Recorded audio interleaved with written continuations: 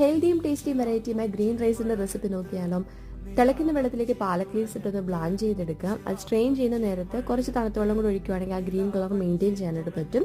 ഇനി അതൊരു മിക്സിയുടെ ജാറിലേക്ക് ഇട്ടിട്ട് പച്ചമുളക്, ഇഞ്ചി, വെളുത്തുള്ളിയും കൂടി ഇട്ട് നന്നായിട്ടൊന്ന് അരച്ചെടുക്കുക.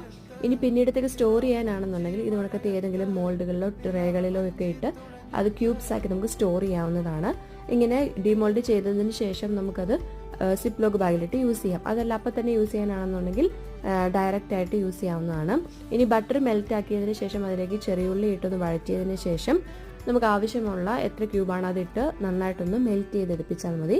ഈ ഒരു പരുവത്തിലായി കഴിയുമ്പോഴേക്കും നമ്മൾ കുക്ക് ചെയ്ത് വെച്ചിട്ടുള്ള റൈസ് ഇതിലേക്ക് ഡയറക്റ്റായിട്ട് ഇട്ട് കൊടുക്കണം. ഇത് ഞാനിവിടെ ജീരകശാല റൈസാണ് യൂസ് ചെയ്തിട്ടുള്ളത്. നോർമൽ ബസുമതി റൈസോ അല്ലെങ്കിൽ നോർമൽ റൈസോ എന്ത് വേണമെങ്കിലും യൂസ് ചെയ്യാം.